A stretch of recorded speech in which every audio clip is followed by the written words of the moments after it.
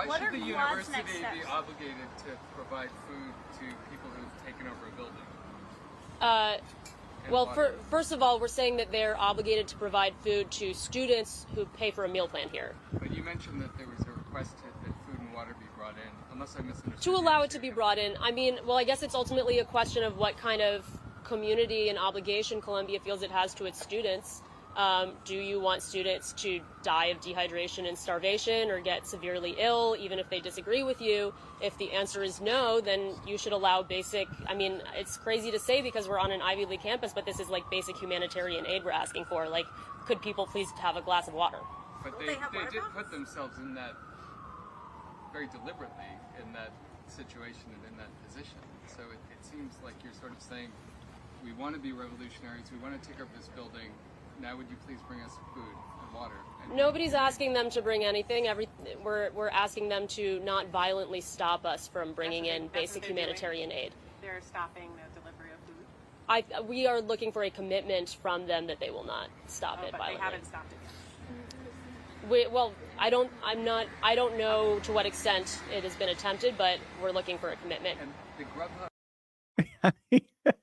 Even those leftist reporters were taken aback at the shameless, idiotic level of entitlement that stood in front of them. We've taken over a building, and now we expect you to feed us. Well, shouldn't you have thought about food and water before you took over the building? Yeah, well, we still paid for the meal plan, so you have to deliver on that. I mean, what kind of university would you be? I mean, we're Ivy Leagues after all. I mean, you don't want us dying from dehydration, do you? I mean, gang, this is what our Ivy Leagues have degenerated into. The very fact that that woman is considered by our ruling elite smart is testimony to just how far our campus culture has collapsed. But ironically, the good news is we may actually have these woke students to thank for Trump's massive boost in the polls. Greetings, everyone. We are doing one final special app rollout live stream tonight. I am your host, Dr. Steve, your Patriot Professor, who will never, ever skip out on a meal plan with you. I always deliver. So good to see all you. Come on in, one and all. Tonight is our last night of free giveaways. We're so appreciative of you coming to our rescue here in the midst of YouTube's latest round of demonetizing us. It was a devastating blow, and we want to give you a special free giveaway as a thank you to what a blessing you've been to us. We're calling it Office Hours with Dr. Steve. One of you will be selected at random. We got a digitalized randomizer that you'll see later on. One of you will be selected to have a virtual call one-on-one with me, but you got to do two things. You got to download, this first thing, you got to download our brand new free app right now. Again, it's completely free download. You don't need a smartphone. You can use it on any of your electronic devices, your computer, your iPad, doesn't matter. Just download it by clicking on the link below or going to fight.turleytalks.com. That's fight.turleytalks.com. And you make a free account by just filling out your login information, and boom, you got immediate access to this awesome, incredible app that is our solution to cancel culture. It is a cancel-free app. So that's the first thing. You got to download the app. Second thing is you got to stick around for when your name is called. When I take attendance to claim your prize, as it were. We're drawing from names of those of you who download the app tonight to have a one-on-one virtual call with me, your Patriot Professor. And so if you have not yet downloaded the app, this is your opportunity to have a one-on-one little chat with Dr. Steve. Click on that link below or go to fight.turleytalks.com, download the app, and we're going to be drawing in mere moments. Also, this is huge. After you make an account, check your inbox for a special welcome where you can read and sign our Declaration of Restoration. So that's the petition to big tech that you can sign, right? You can actually we made it so you can actually put your own signature on there.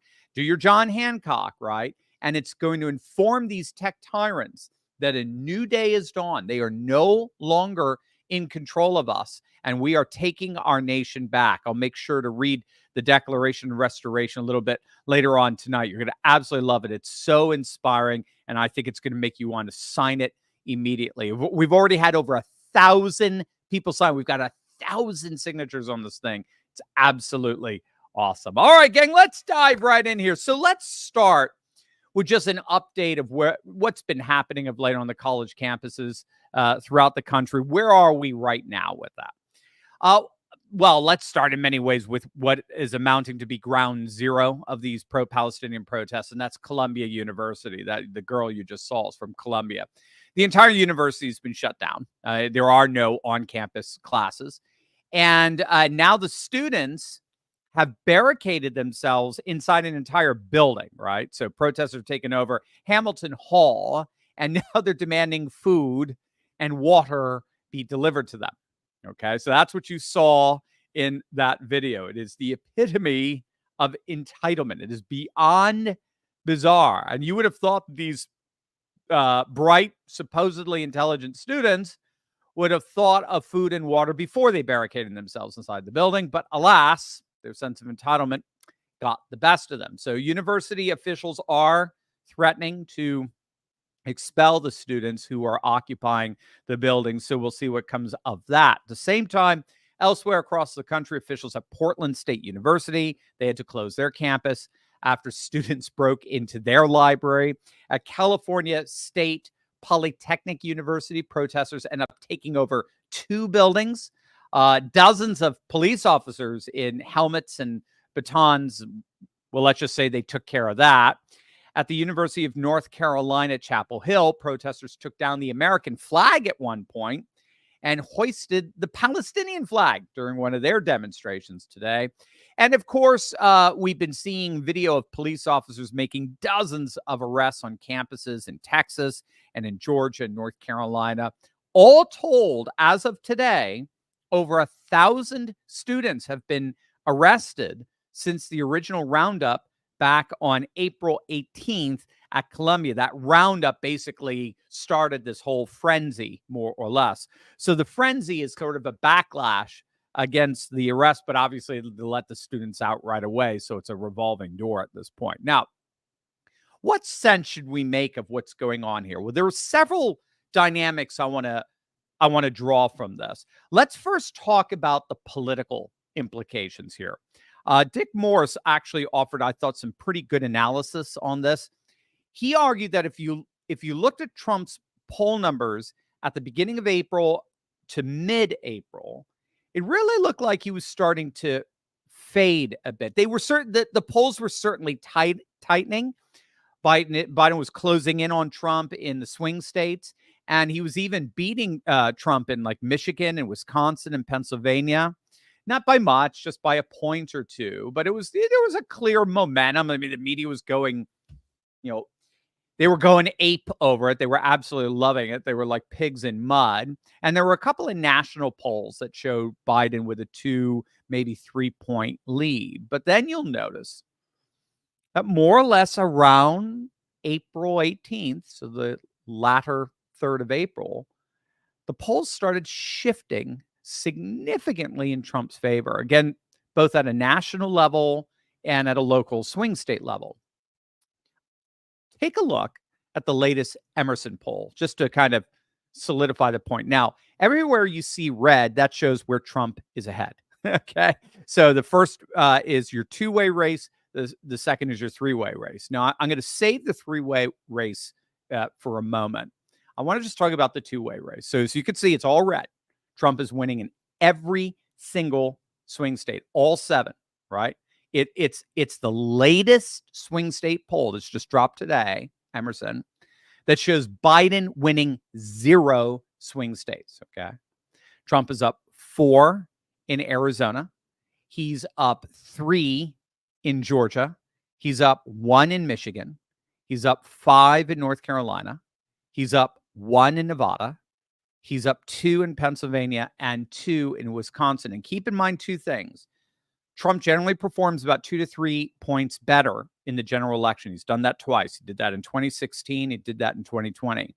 He always overperforms his polls by close to about 3 points. I think it's about 2.6 points, if I recall. I think Rich Barris was saying that.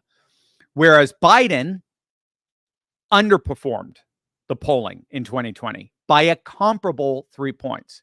All right. So that's the first thing. The second thing is that in 11 of the last 16 elections, the polls during this period in the election season, the polls in mid-spring to early summer, rightly predicted the eventual winner. 11 of the last 16 polls. In other words, whoever was in the lead this time in the election cycle went on to win the general election 11 out of the last 16 elections. So that's going back what, 64 years.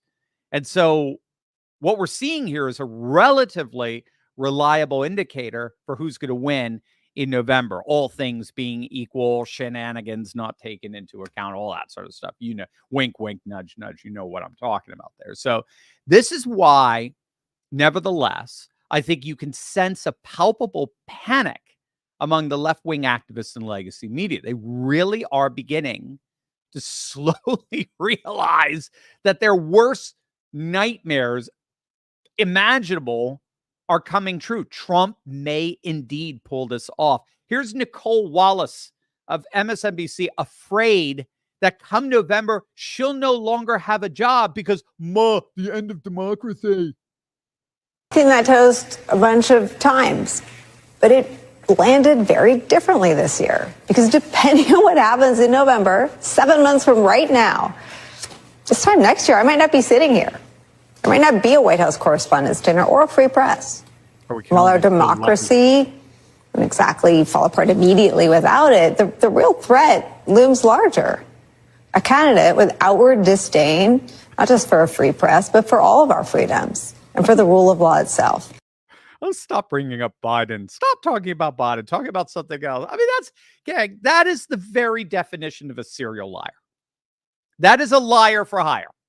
Nicole Wallace. She write her a check, she'll lie, right? And the whole of MSNBC. I mean, they're so beyond embarrassing at this point. It's literally impossible to take them seriously. Okay, and then going back now, if Dick Morris's analysis is right, ironically, they only have their own leftists to blame for Trump's surge because it does look as if Trump's surge corresponds with these campus shutdowns and protests and chaos. The campus chaos looks like it is indeed contributing to Trump's surge.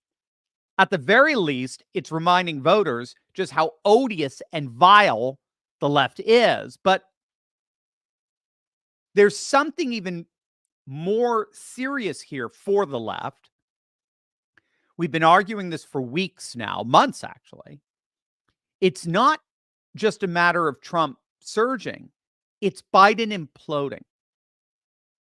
Now, we saw this most dramatically in the latest CNN poll, head to head. Trump has a 6-point lead over Biden, beating him 49-43, his largest lead of the poll of CNN's polling thus far. But notice what happens when you bring in the rest of the candidates in here. And again, they're all coming from the left. RFK Jr., Cornel West, Jill Stein. Look at the differential between Trump and Biden. Trump's national lead soars to 9. You see, that's the left hemorrhaging in on itself, as it were. That's the left. Yeah, I should say hemorrhaging in. That's the left imploding in on itself. That's a taste of the civil war that's broken out on the left, which is exactly what we are seeing on these college campuses. Those students are not protesting Trump. They're protesting Biden. They're calling him Genocide Joe. And when given other options like RFK or Cornel West or Jill Stein, many are abandoning Biden. Let's go back to that Emerson poll, right? That swing state poll that just dropped today. We're seeing the exact same pattern. So once again, head to head, right? Trump versus Biden. Trump is up 4 in Arizona. He's up 3 in Georgia. He's up 2 in Wisconsin, 2 in Pennsylvania, 5 in North Carolina, 1 in Nevada, 1 in Michigan. But watch what happens now when we have RFK and the other Democrats added into the mix. Look at these numbers. Now it's Trump up 5 in Wisconsin. He was up 2 head to head. Now he's up 5. He's more than doubled his lead. He's up 4 in Pennsylvania. He was up only 2 head to head. Now he's doubled it. Right? I mean, look at North Carolina. He's up 9. Again, almost doubled. Right? He was up 5, if I recall, in North Carolina. Look, he's up 5 in Nevada. He was only up 1 head to head. Now he's up 5. He's up 6 in Georgia. He's up 4 in Arizona. All of those +1, +2s, they all disappear. They all grow to +4, +5, +6. You see, what we're seeing on the college campuses throughout the country, and this was basically Morris's thesis, is the hemorrhaging of the Democrat vote as it's bleeding from its own cuts. This split ticket affords these voters, those woke far left voters, options to vote for something other than Biden. And it's showing the Democrats basically splitting. Now, again, we cannot overestimate the importance of this. We saw it in the recent Michigan primaries. This is one of the things we've been talking about a lot, where Biden ended up losing one of the most Democrat districts in the whole of Michigan, Dearborn, which is the single most densely populated Muslim towns in the entire nation. Biden won it in 2020 by 70 points, okay? In the primaries, a couple of months back, Biden lost Dearborn. He lost. He lost to the uncommitted vote, and he lost by 3-1. It was a massive protest vote against Genocide Joe and his policies in the Middle East. And then it happened again just a couple of weeks later in the Kansas primary, where 10% of Democrat voters, that is enough to sink Biden. Make no mistake. 10% of Democrat voters voted none of the above. 15% voted for either none of the above or for someone else in protest against Biden. So this protest, this civil war inside the Democrat Party is getting so serious that Democrat strategist James Carville has come out and said that if Biden ends up losing November, you can blame this whole situation between Israel and Hamas.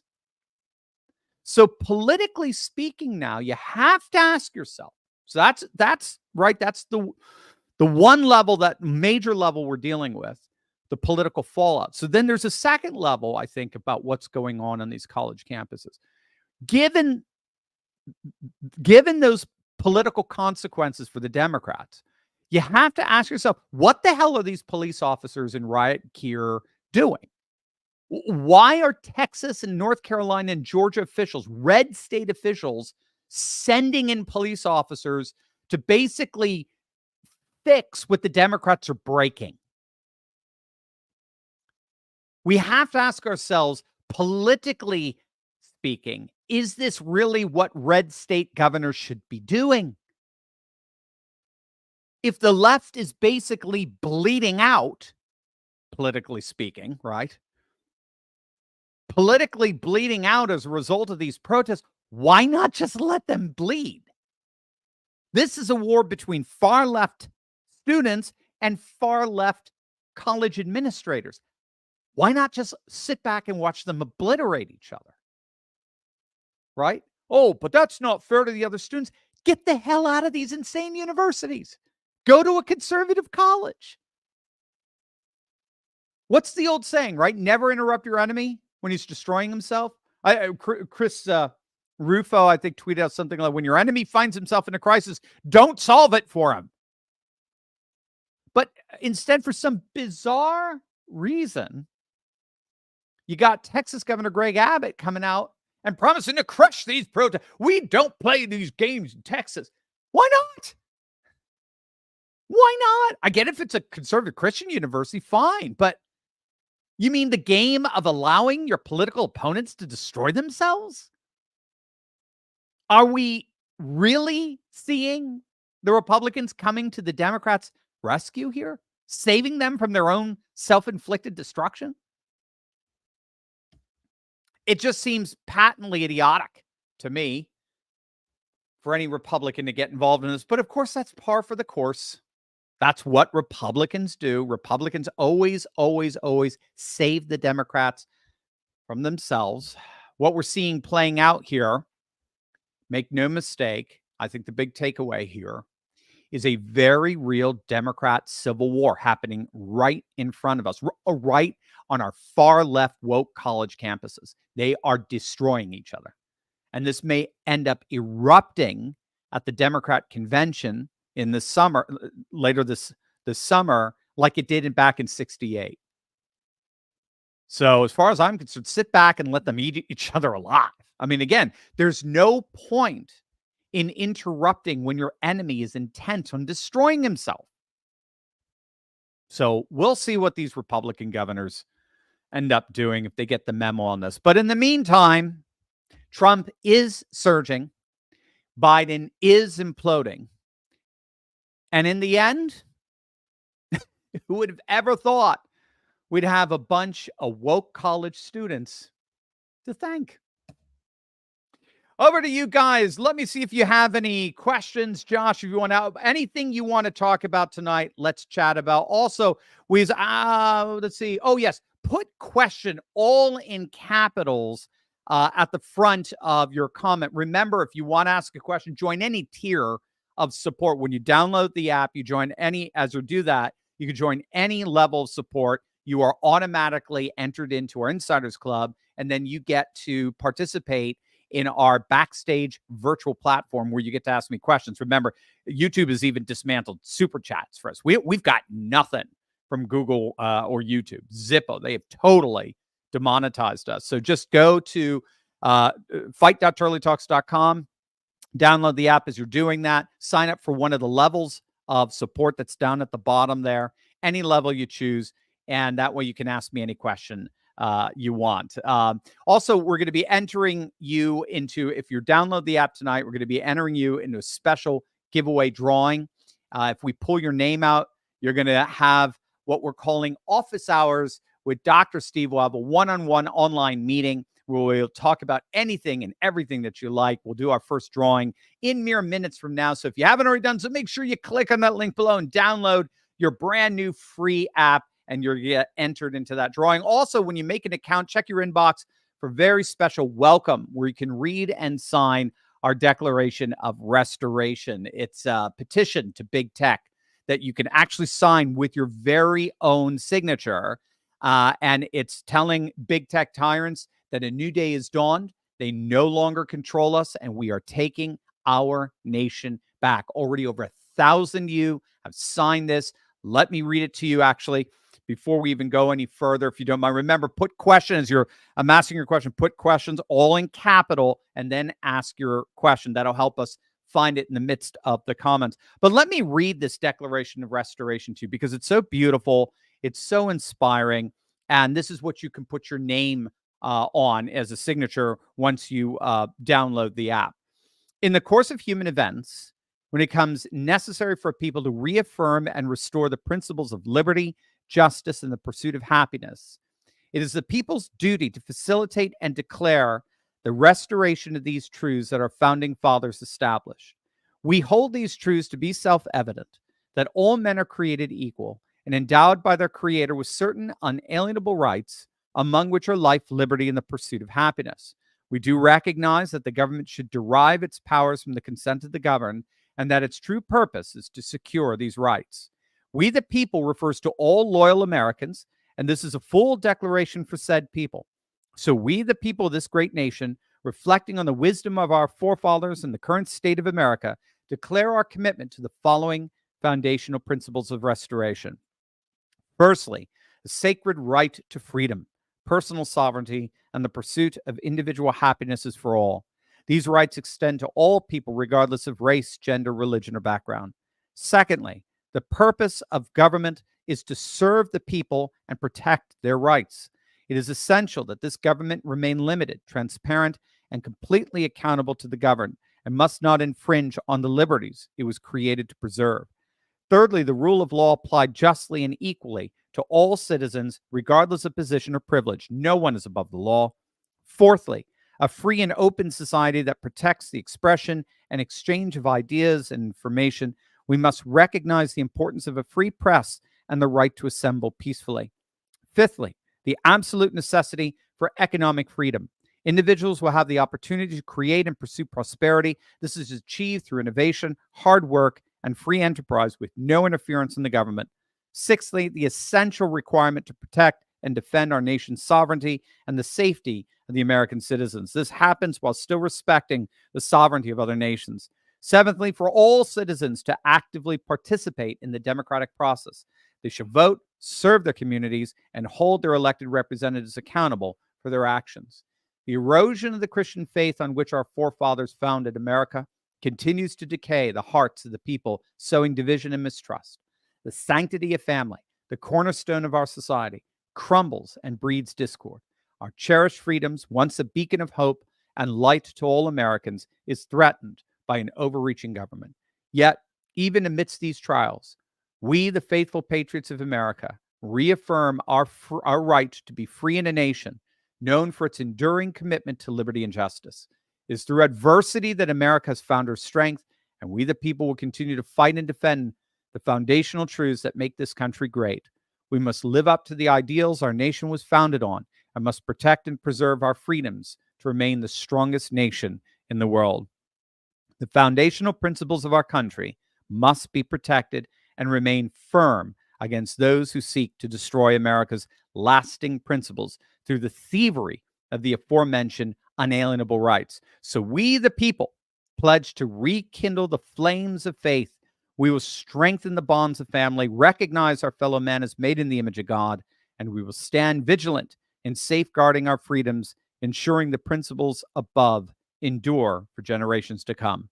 These ideals will thrive as we collectively forge a path forward from this moment on to secure faith, family, and freedom. We do so with a deep sense of duty, a commitment to unity, and an unwavering belief that the principles of liberty and justice shall endure for generations to come.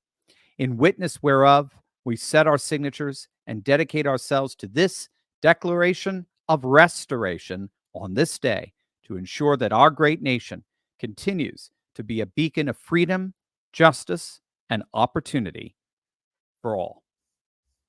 So that is what you're going to have the opportunity to sign, put your signature on, join over 1,000 of your fellow patriots, courageous patriots, who are signing that once you download that app. Check your email for a special email, and you will see the declaration and how you can sign it. Where are we here, gang? Oh, wow, 9,212 app downloads. You guys are rocking and rolling. Keep going, guys. Keep going. It's great to see. We'll be at 10,000 by the end of the week. No problem whatsoever. All right, what kind of questions we have here, gang? Let's see what's on your mind. What do you got there, Josh? Maximilian. What is Karl Popper's Open Society and why is it wrong? Where's the best place to read critiques of it? I already have his book about it. All right, so Karl Popper's Open Society is precisely what George Soros is pushing. That's where George Soros got his the name of his Open Society Foundation. It is a view of society that believes that social order revolves around the sanctity of the individual as a sovereign individual. And so there's to be, and this is ironic because Open Society Foundation is an NGO, non-governmental organization. But the Open Society's logic is in effect to unravel all of the mediating institutions that form the identity forming mechanisms for the individual. So when you're born, you and I are born, we're born into a family, we're born into a faith, we're born into a community, we're born into a nation, into a civilization. And then traditionally, we have obligations to that inheritance. So the family and the community of faith and the civilization, they provide mechanisms of obligation, moral obligation, that teach me that I am obligated to things that I did not choose for myself. And then what that's supposed to do is it's supposed to evoke a sense of gratitude, a sense of grace, that what I've been given is a gift. And then that creates the foundation for things like chivalry and courage and virtue, because this is part of the disposition and the inclination that such gratitude turns into and manifests itself for.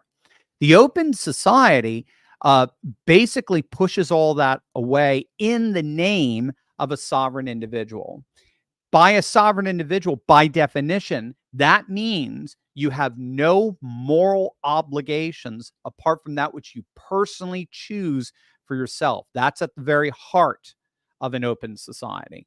And so the open society, the idea here then is that all of our institutions and so on and so forth are all accountable to sovereign individuals. No institution is supposed to have any kind of autonomy or authority over the sovereign individual. As we found out, how it works out is the moment you get rid of all of those mediating institutions, we're finding the government immediately fills that vacuum. So open societies, ironically, become very tyrannical societies. But another way of looking at it, too, is to contrast traditional society with open society. Just contrast, for example, the royal family in England with Meghan Markle and Harry.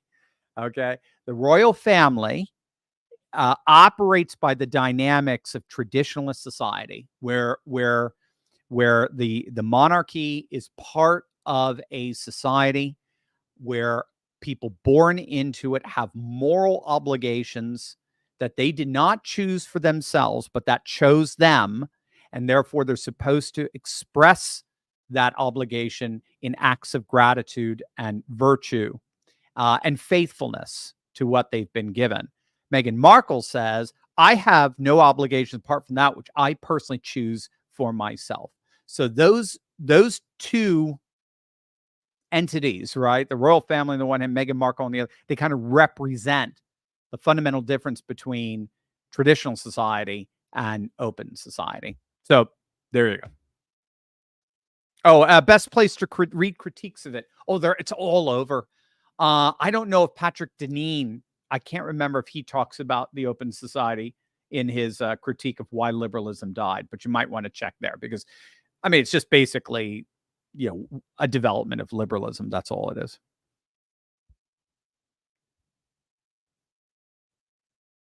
Vlad, wouldn't these red state governors be responding to their own internal political dynamics? They need to appear tough on liberal silliness. That's true. That's true, Vlad. Good point. Very good point. Yeah, they must. I'm sure they don't do anything without polling. You're right. So they must have polling that shows that red state citizens don't want any of this crap. So here's how I would resolve that dichotomy there.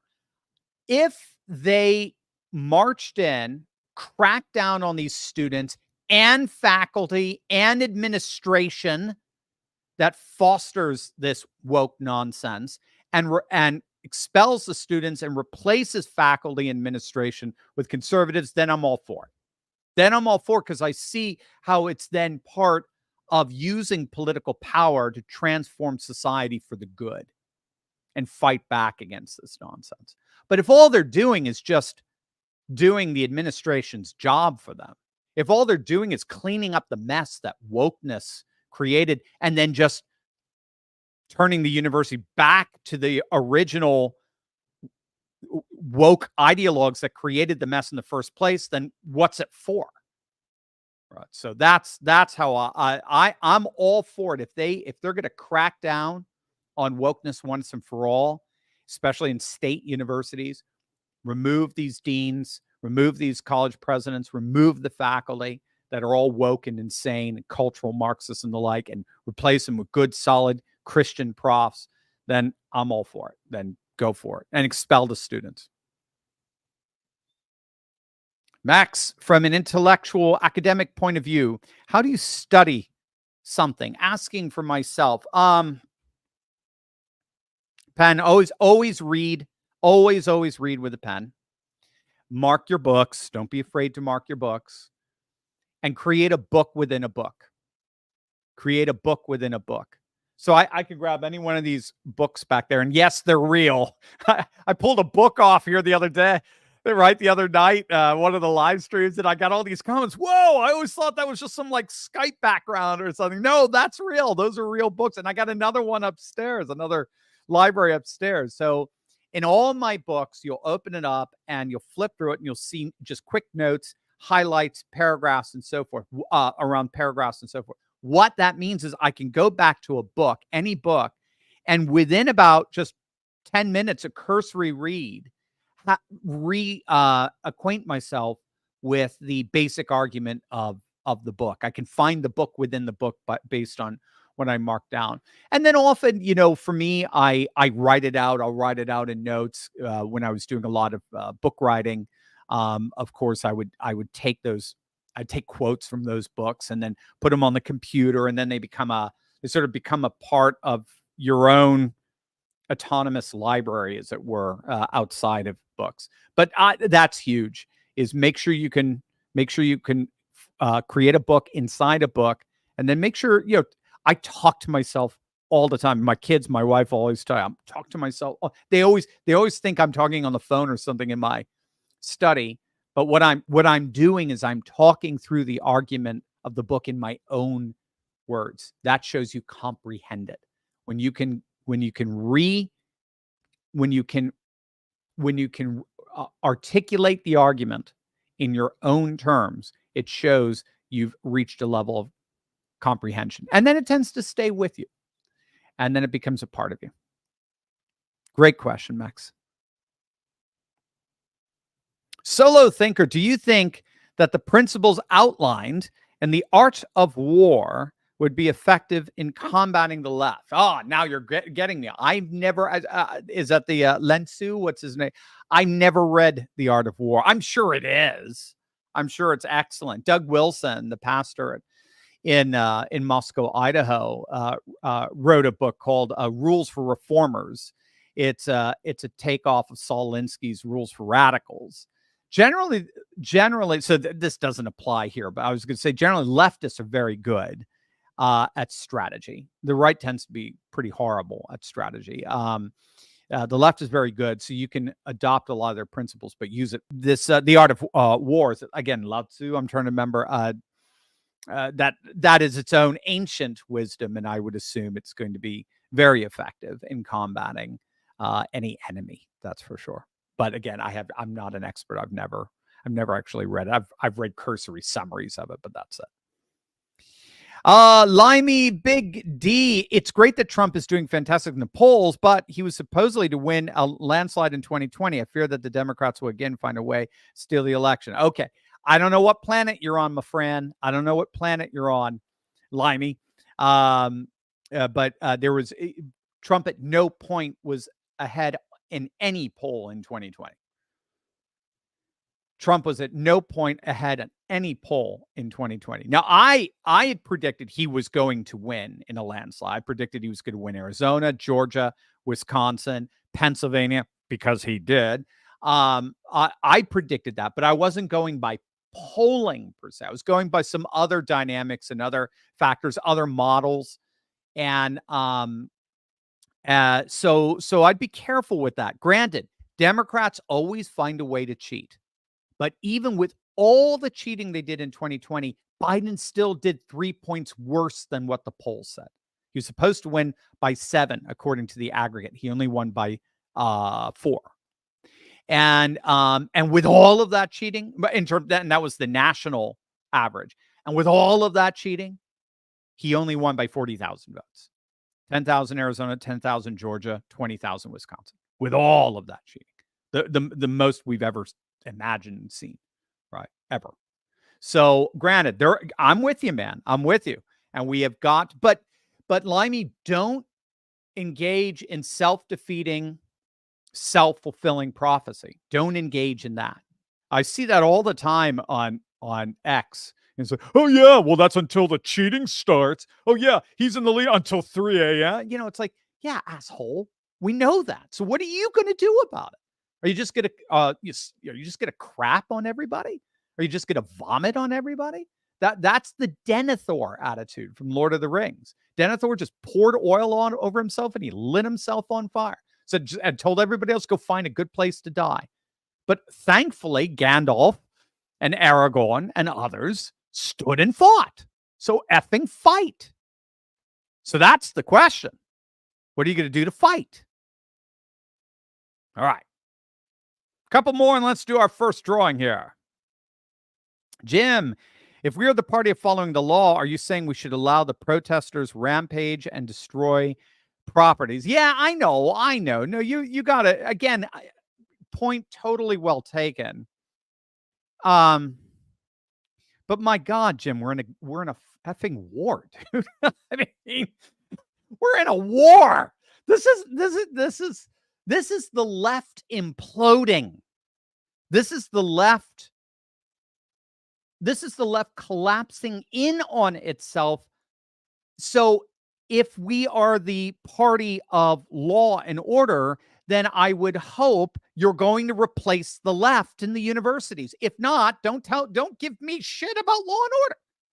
If you keep allowing these woke activists disguised as presidents and administration and professors to work in state and often red state universities that the legislature has control over and the governor has control over.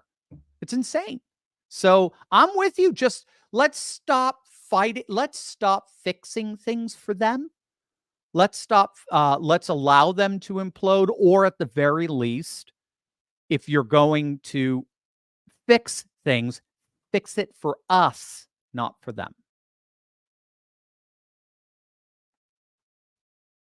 Rich, since President Trump is making a play for New York, how does this hamper the Biden campaign? It forces Biden to spend money where he shouldn't have to spend it.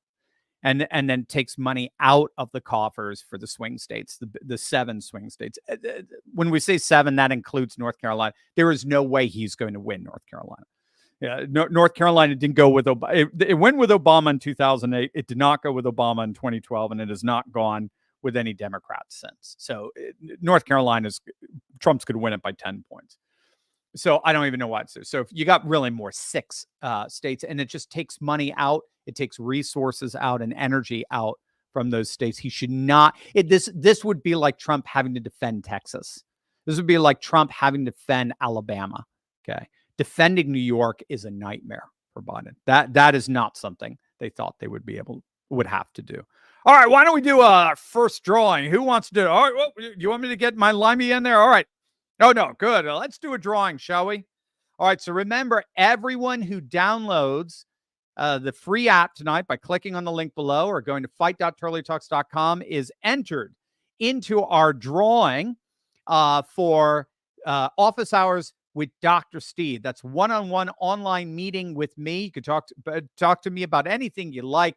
We'll do our first drawing right now. My first student coming in for office hours is...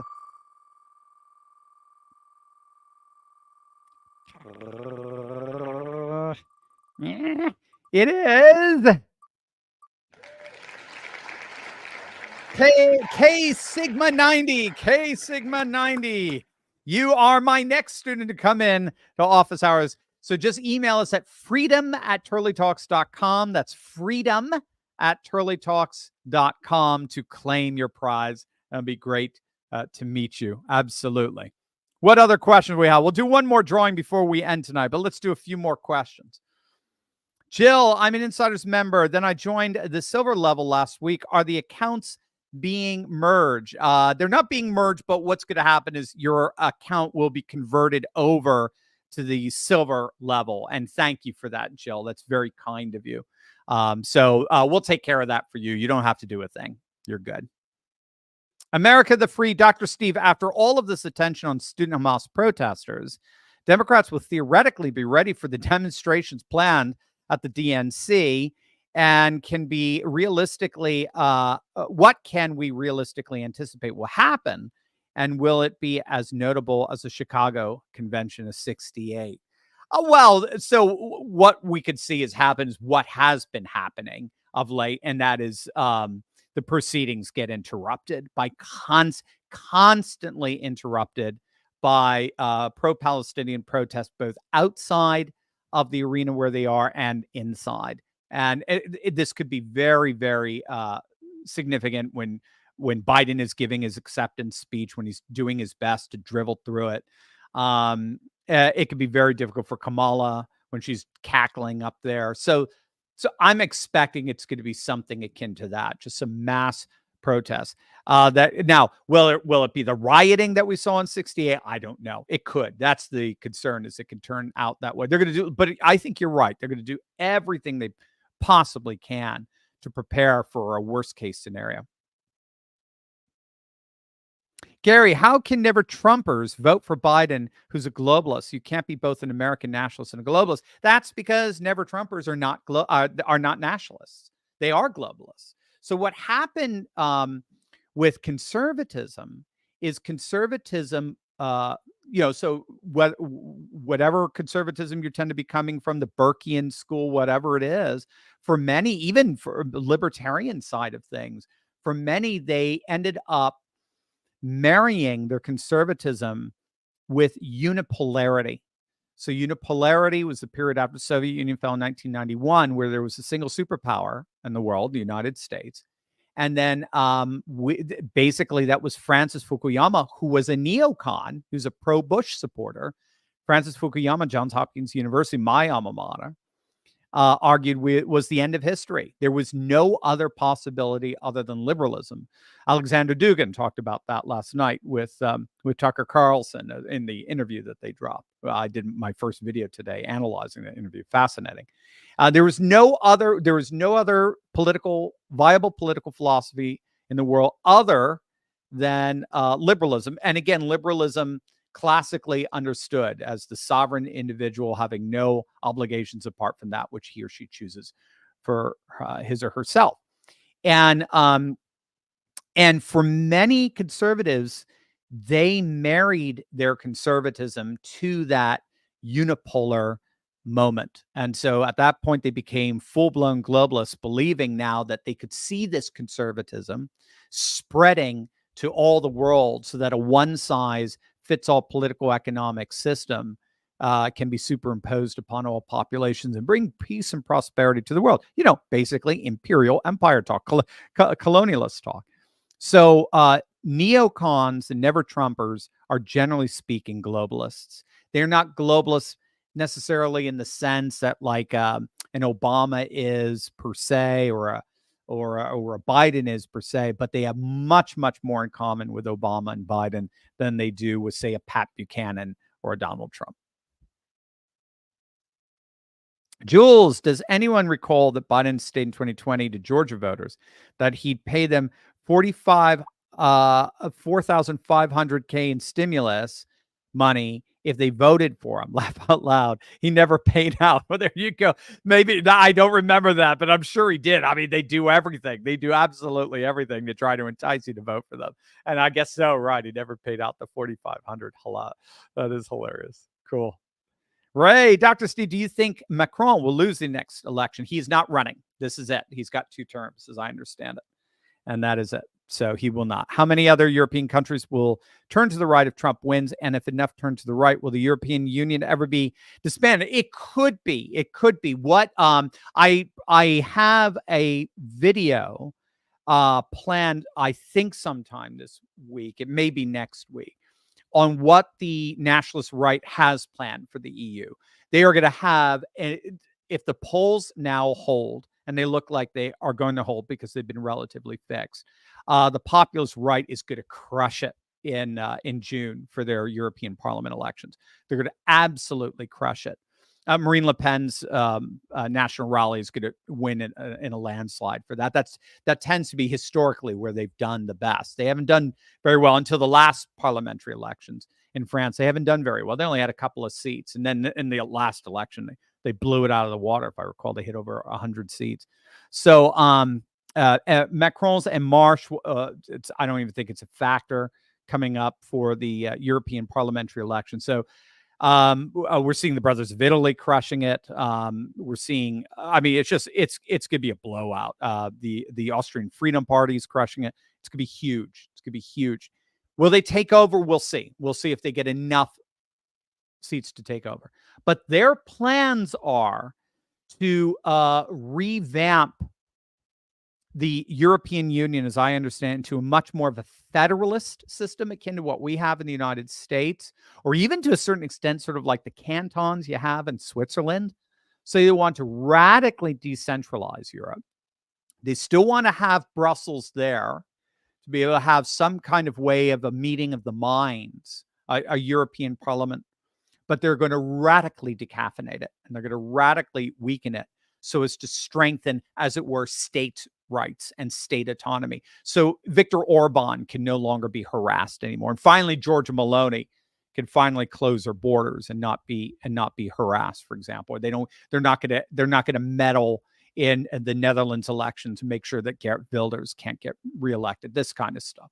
Those days will be over. So I'll get into the nitty gritty of that. But Macron's done, as I understand it. It's his 2 terms and it's over. And Marine Le Pen should win. She is, in all the polls, she is coming out on top. Now, I think they've done some head-to-head polling where it's a little closer because they'll have 2 rounds of presidential polling, a presidential election. So a big, everybody and anybody, but you have to win 50%. I don't think she wins. I haven't seen a poll where she wins 50% with everybody in, but she consistently wins over 50% when it's just head-to-head. It's obviously a bit closer, but she should win at this point. I think the French are ready to embrace the nationalist populist right. Vlad the Impaler, do you still see 2030 as a turning point? I do. If anything, it might even be coming a little sooner. We'll see. We'll keep an eye on it. As the sooner we get 2027, 2028, we're going to look at those demographic numbers, and we should start seeing a shift in people turning 18, 19, 20, moving whatever that generation is going to be called at that time, Generation ZXX, whatever it is, far more to the right than we've seen even now. And that's saying something, because Gen Z actually tends to be comparatively actually very right-wing, about 30% right-wing, which is huge when you factor mine, Gen X. It was only about 20% right-wing. So 30% is pretty impressive. And if people don't know what Vlad's talking about there, Eric Kaufman's argument is that because of the fertility discrepancy between conservatives and liberals and conservative religionists and atheists, because of the enormous fertility discrepancy, we can expect to see the demographic makeup shift around this 2030 mark, to the point where the culture wars tilt significantly to the right. Again, just because in the end, demographics is destiny. Oh, Vlad, again, sorry. Do you foresee the West having to physically expel the invaders in order to protect their civilization? Yes, that's already happening in many respects. So that's exactly what Trump is promising. What we saw that in 2018 with Matteo Salvini and the Lega Party when they came to power in the coalition government with Five Star as a deputy prime minister. He expelled tons and tons and tons of migrants. Viktor Orban, of course, has been doing it and then making sure they don't come in the first place. So Poland was doing it. So yeah, I think you're going to see that more and more. The populations are demanding it, and civilizational populism will by definition implement it, or else it's not civilizational populism. America the Free 76. We are visiting Ireland, and our liberal friends here are terrified of the far right and spread of nationalist populism. They say the sentiments are clearly growing. What do you see next for Europe? I love it. Don't you love it when liberal friends are cowering? Oh, no, not the nationalist right. Yeah, so Europe is turning to the right. The AfD now, the Alternative for Deutschland, is the #1 most popular party for voters under the age of 30. That was huge. That was a huge poll that just came out. Yeah, I mean, Geert Wilders shocked everyone in the Netherlands. He won. Granted, he's having a hard time forming a coalition government. Chega in Portugal. Remember, Portugal just 5-6 years ago didn't even have a nationalist populist party. And now Chega is in the position of, it's the kingmaker now. Same with Vox in Spain. 5-6 years ago, they were polling at like 0.2%. Now they're getting into positions of kingmakers. They had a slightly disappointing election, the last election, but the Spaniards are very upset at Pedro Sanchez right now, the socialist who done him wrong, did a backroom deal to get his power back, even though he got voted out. And I think that's only confirming the critique of Vox. So Europe is going to continue to go right. Civilizational populism is just growing every single year. Yes, it has setbacks, but the trends are always moving ultimately in that direction. So that's right. Ireland's going to get it. It's going to happen eventually. And I think you're going to start seeing, we're already starting to see it in Ireland. You had those amendments to their constitution, tried to turn into gender neutral nonsense and so forth, just absolutely go down in flames. That was a massive traditionalist backlash. That was awesome to see. So it's there. It's just got to get mobilized. It's got to get awakened. It's got to get organized. And we'll see Ireland bounce back. Solo Thinker, is there a way to interrupt the funding provided to these protests? Good question. I don't know the answer. I'm sure there is. Absolutely. That's what I mean. The question is, are you just going to send in are you just going to send in your cops with helmets and shields and clubs, and that's it, so that we are doing this again 3 years from now? Or are you going to shut this cultural Marxist crap down? That's the question. That's what I get very upset with these red state governors who have yet to come to terms with the fact Democrats don't own the country anymore. Yes, I know they formally own it, but they don't own it in the hearts and minds of the people. The people are ready to move on from leftist liberalism. We want something new. And nationalist populism, America first, civilizational populism, is where the vast majority of the country is ready to go, if you will but lead. Philip, would you be for global government as long as all nations took the Constitution as supreme? I'm not a big fan of global government, just because I don't see a global civilization. I mean, if you divide up the hierarchy of needs, right? That's Maslow's hierarchy of needs: food, air, water, and then shelter, and then community. I forget. There's 4 levels of hierarchy needs. In one sense, we do have a global government. It is globalism, right? The WTO, the IMF, the World Bank, the United Nations to a certain extent, right? The WEF. They're all trying to function as a one world government, de facto one world government. But the key is it can only be done at the most basic needs level of technology and goods and services and supply chains and financial transaction systems and the like. But when it comes to the hierarchy of spiritual needs, that's where populations diverge dramatically, and that's where they end up assembling around and calibrating around their civilizational religious religious identity, and I don't see how you replace that. I could see a quote one world government at, again, a very basic systems level, like electricity, one world government providing electricity, for example. But then again, if you got one world government providing something like that, then you've got one finger on a button, generally speaking, to turn it off. So that's the problem. That's why I tend to like, the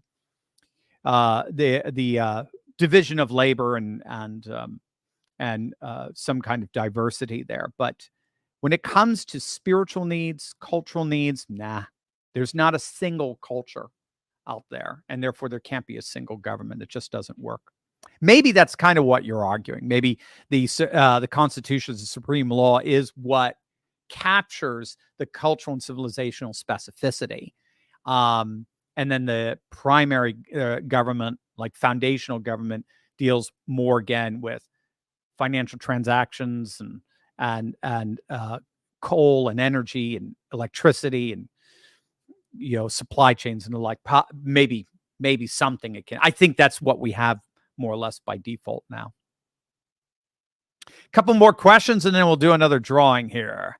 Do you think, just in case Dems pass amnesty, could we use it to our advantage for Republicans, just like Scott Presler style? Possibly, yes. Again, I think it will eventually backfire because it's they're going to give amnesty to a population that's overwhelmingly conservative Catholic. And what we're finding is that conservative religionists eventually vote in a block. They vote together against wokeness, even among Islamists who are overwhelmingly Democrat, Arab Americans, Muslim Americans, overwhelmingly Democrat. But the moment they achieve power, like Dearborn, Michigan, it's the only place that has an all-Muslim city council. What was one of the first ordinances they passed? A ban on the rainbow flag to fly in any public building. So fine, if that's what you call a Democrat, fine, okay. You ain't gonna get an argument from me. So conservative religionists eventually all more or less morph around the same values politically. So I think it can backlash. It can blow back against them big time. Kay, have you thought about producing copies of the Declaration of Restoration to sell for us to hang up in our home? Well, I didn't think about the selling part. But yes, I think we can do something like that. I think we can print some beautiful prints up of that, and then that would be something lovely in all of our homes. Certainly, I would want to put it back there as well. That's a great idea. Josh, Anna, you heard that. So, Charles, Dr. Steve, when are you going to knock the dust off that guitar and play some for us? Those guitar fingers will play for something. Oh, Charles, when I've got time. That's the tyranny of time. And it's two things. I'll be honest with you, Charles. It's two things. It's the tyranny of time. Usually in the summer, I have a lot more time. And that's usually when I play a lot more. But actually, my fingers hurt. The tips of my fingers hurt.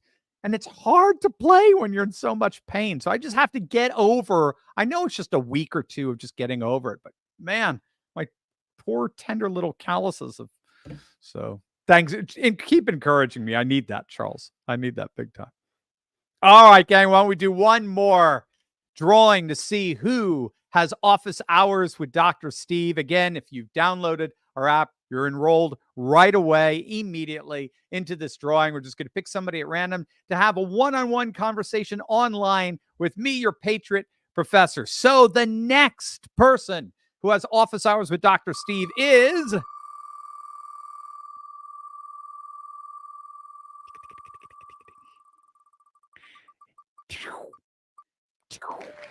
yes, Short Girl 61. Short Girl 61. I love that. So go to freedom@turleytalks.com. That is freedom@turleytalks.com. And Short Girl, I will enjoy meeting you and office hours online. Gang, it is such an honor to be your Patriot Professor. It is a joy. It is a delight. There's no words for it. Thank you for really blessing us all this week. Where are we with our downloads now? I saw it was over 9,000 something. 9,245 app downloads. Get us to 10,000 by the end of tomorrow. Wouldn't that be cool? That'd be so awesome. Download the free app at fight.turleytalks.com. That's fight.turleytalks.com. Fill out all the information. Then check out your email for a very special email that we'll send you. That's where you'll find your Declaration of Restoration and sign that. And you'll be part of 1,000 plus courageous patriots who are going to tell big tech, your days of controlling us are over. We are standing up against big tech tyranny, and we are taking our country back. I love you guys. Thank you so much for all your support all this past, 8-9 days we've been doing live streams to roll out this app. Thank you for being with me every night. You mean everything to me. God bless, gang. Thank you so much.